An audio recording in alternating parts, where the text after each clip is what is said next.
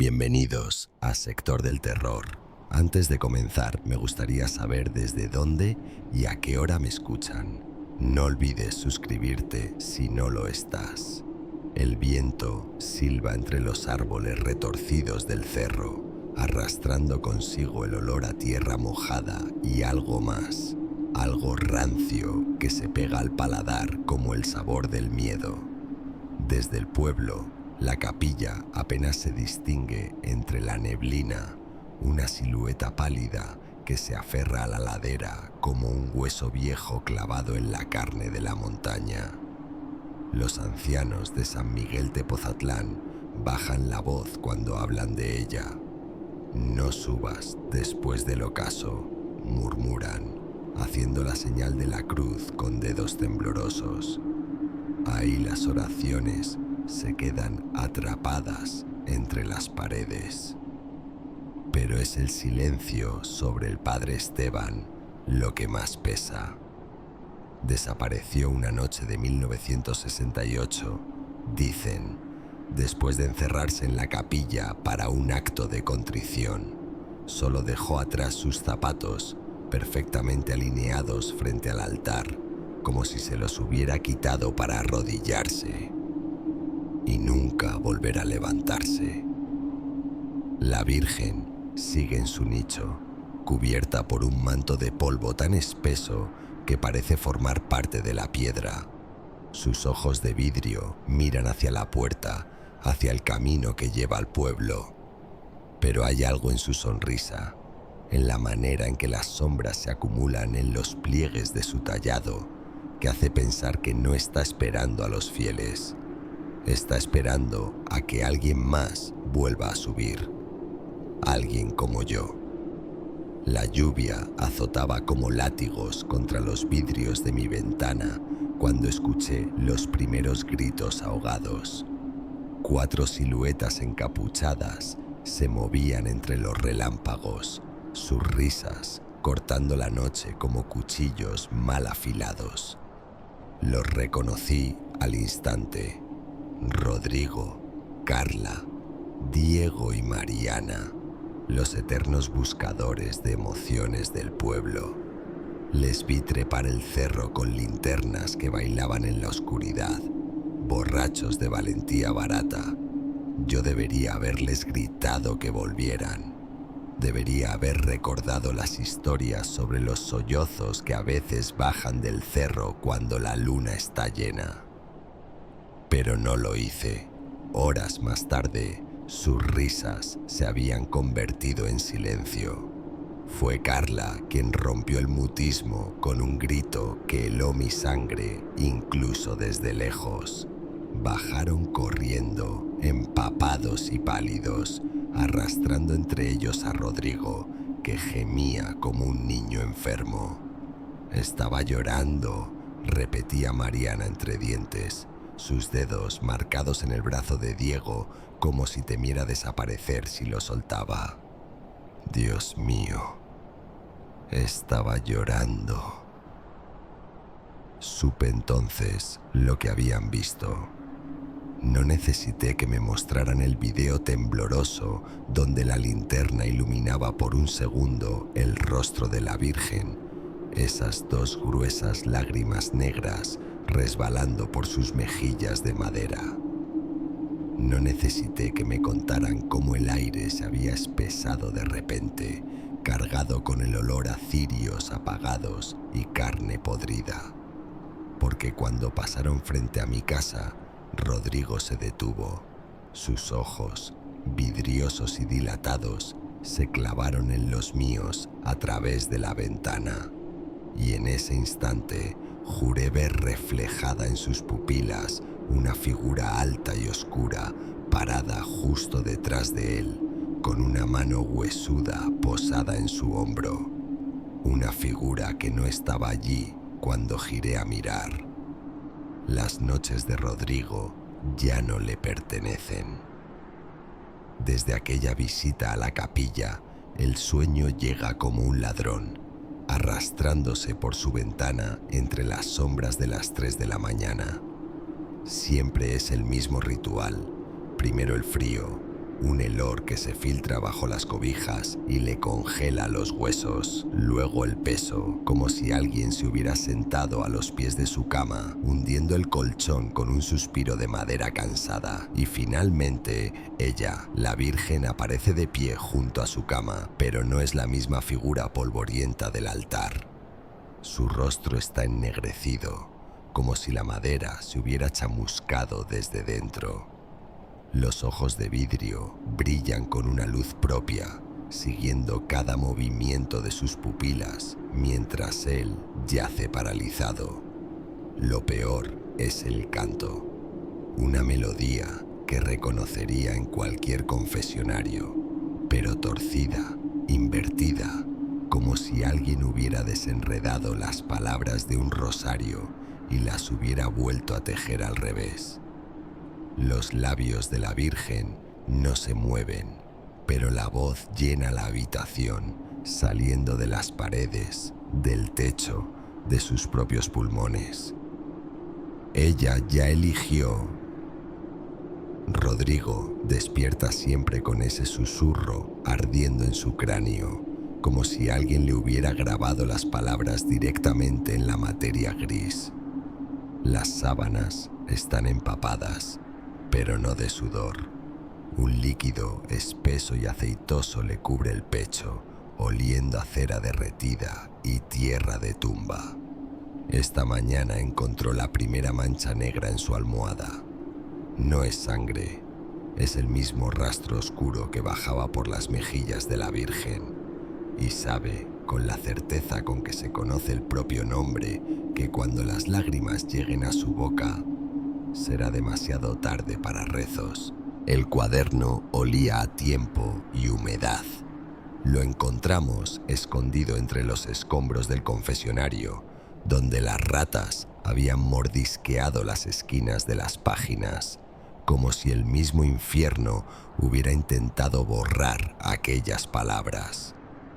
Las primeras entradas eran normales, registros de misas, bautizos, las preocupaciones cotidianas de un sacerdote de pueblo, pero hacia la mitad la caligrafía del padre Esteban se volvió temblorosa, las letras apretujándose como almas intentando escapar del papel. La imagen no es como las demás. Leí en voz baja ese fragmento mientras los demás observaban el altar con nerviosismo. El padre escribía sobre el origen de la Virgen, tallada en madera de un árbol antiguo, uno donde, según las leyendas locales, colgaban a las brujas antes de quemarlas. La madera retiene memoria, anotó, y esta guarda demasiados gritos. Las páginas siguientes describían rituales que no aparecen en ningún misal católico, diagramas de círculos de sal alrededor del altar, oraciones especiales para contener lo que absorbe la imagen, instrucciones para lavar periódicamente el rostro de la Virgen con agua bendita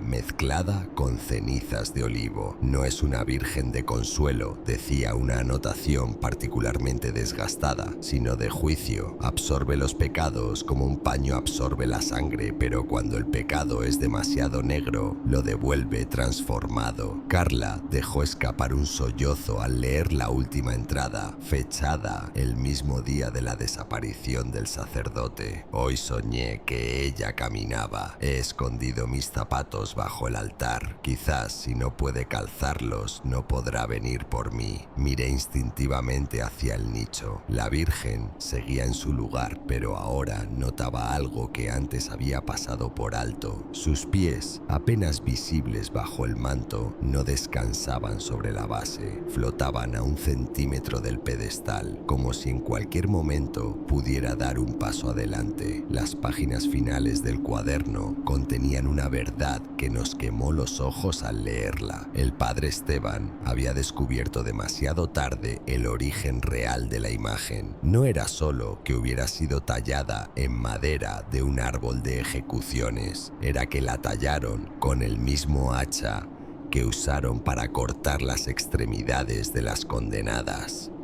Los escritos describían cómo la madera retenía más que simples recuerdos, guardaba deseos. las últimas voluntades de mujeres inocentes y culpables, sus maldiciones finales, sus súplicas de venganza, todo quedó impregnado en los anillos del árbol y ahora en la figura que nos observaba desde el altar. No es una santa, escribió el padre en una entrada particularmente perturbadora, sino una celadora. Recoge los pecados que los feligreses depositan a sus pies, pero cuando el pecado es demasiado parecido a los de sus verdugos, los devuelve. El cuaderno enumeraba casos que el pueblo había olvidado. Un hombre que golpeó a su esposa hasta dejarla ciega, encontrado una semana después vagando por el cerro, con los ojos llenos de resina negra. Una joven que envenenó a su familia, cuyo cadáver apareció rodeado de un círculo de sal que nadie había trazado. 3 niños que quemaron viva a una gata, hallados muertos sin una sola marca, pero con las bocas llenas de ceniza. Cada víctima había visitado la capilla antes de morir. Cada una había visto llorar a la Virgen. Ahora entendíamos por qué el padre Esteban desapareció. Él también debió ver las lágrimas negras, y en el silencio pesado de la capilla, mientras el viento aullaba entre las tablas podridas, juré escuchar algo nuevo entre los gemidos de la madera. El crujido de unos pies de madera moviéndose lentamente sobre el altar. Un sonido que no volvió a repetirse. Hasta que Carla resbaló al día siguiente junto al río. El río nunca había estado tan bajo. Todos lo sabían. Todos lo comentaron cuando encontraron el cuerpo de Carla boca abajo en apenas 30 centímetros de agua, sus manos aferradas a las piedras del lecho, como si algo la hubiera arrastrado desde las profundidades. Lo llamaron accidente, pero yo vi las marcas en sus tobillos, 5 hendiduras perfectas, como si dedos de madera la hubieran agarrado con fuerza. Lo peor eran sus ojos, abiertos, vidriosos, con rastros de una sustancia negra y pegajosa en las comisuras. La misma sustancia que Rodrigo limpiaba cada mañana de su almohada. No fue el único aviso. Diego comenzó con convulsiones esa misma noche.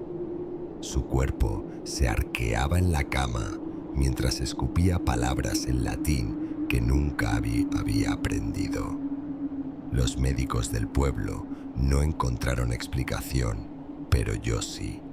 En sus espasmos, sus dedos dibujaban una y otra vez el mismo símbolo en el aire, el contorno de una figura femenina. Los ancianos del pueblo cuchicheaban ahora con más fuerza. Recordaban historias olvidadas, abuelos que murieron tosiendo tierra, tías que enloquecieron hablando con alguien que no estaba allí, niños que juraron ver a la dama de la colina antes de caer enfermos. Todos habían subido a la capilla, todos habían visto llorar a la Virgen. Ahora las miradas se volvían hacia Rodrigo y Mariana, los últimos sobrevivientes del grupo. El pueblo entero parecía contener la respiración, esperando el siguiente movimiento en este juego macabro. Mientras tanto, en lo alto del cerro, las puertas de la capilla crujían con el viento, como si algo estuviera tratando de salir, o de invitar a Anda a entrar. Don Eleuterio fue el único que volvió a subir. El más viejo del pueblo, con una pierna más corta que la otra y un rosario que nunca soltaba, subió al cerro al amanecer. Dijo que era para ver con sus propios ojos. Lo encontraron al mediodía, sentado en el primer escalón de la capilla, temblando como hoja en septiembre. No habló hasta que le pusieron un trago de aguardiente entre las manos. Las lágrimas ya no caen al suelo, susurró, mirando el líquido en su vaso con repulsión. Fluyen hacia atrás, subiendo por el manto hasta el altar. Su relato nos heló la sangre. Las gruesas gotas negras ascendían contra toda lógica, serpenteando por los pliegues tallados de la madera hasta acumularse en el centro del altar. Allí formaban un charco oscuro que no se esparcía, sino que parecía ser absorbido por la piedra. «Como una ofrenda», murmuró el viejo, limpiándose la boca con un pañuelo sucio. «Pero no es la Virgen quien llora, es lo que lleva dentro». Lo más perturbador vino después, cuando don Eleuterio se atrevió a mirar directamente al rostro de la imagen. Juró haber visto un destello de movimiento, no en la Virgen, sino detrás de ella, como si algo estuviera parado justo a sus espaldas, dijo, esperando su turno para asomarse. Esas palabras persiguieron a Mariana cuando decidió volver a la capilla al caer la noche. La última del grupo, la única que aún podía intentar detener lo que ellos mismos habían despertado. Pero al cruzar el umbral, notó algo que don Eleuterio había omitido. El charco en el altar ya no era negro, se había vuelto rojo oscuro y olía a hierro fresco. Las velas temblaban en el altar, sus llamas ardiendo con un fulgor sobrenatural que no proyectaba sombras sobre las paredes. Mariana había preparado todo según las notas del padre Esteban. Círculo de sal, rosario en la mano izquierda, agua bendita robada de la iglesia del pueblo. Pero ahora, de pie frente al nicho, comprendió su error. La Virgen ya no estaba sola. Figuras oscuras se apiñaban detrás de ella, emergiendo de las paredes como sombras solidificadas. No eran fantasmas ni demonios, sino algo peor, memorias. Memorias de mujeres con cuerdas al cuello, de gritos ahogados por el crepitar de las llamas, de maldiciones pronunciadas entre dientes rotos. El aire olía a resina quemada y carne chamuscada. Mariana abrió la boca para rezar, pero las palabras murieron en sus labios cuando la Virgen movió la cabeza. No fue un truco de la luz. La madera crujió al inclinarse hacia adelante, esas lágrimas negras ahora fluyendo libremente sobre el altar. Y entonces habló, no con una voz, sino con docenas. Un coro de susurros femeninos que salían de sus labios inmóviles, mezclando latín antiguo con palabras que no pertenecían a lengua alguna. Mariana cayó de rodillas, sintiendo como algo caliente le recorría las piernas. La sal a sus pies se teñía de rojo donde pisaba. En ese momento lo entendió todo. No era una misa de redención lo que la capilla esperaba, era una confesión. Una última confesión. Y cuando las figuras oscuras extendieron sus brazos hacia ella, Mariana finalmente recordó lo que había escondido incluso de sí misma, la razón por la que de los cuatro, solo ella nunca tuvo pesadillas. Porque la Virgen no llora por los pecados de otros, llora por los que aún no han pagado. Si te ha gustado el vídeo, recuerda dejar tu me gusta y suscribirte para más. Hasta la próxima.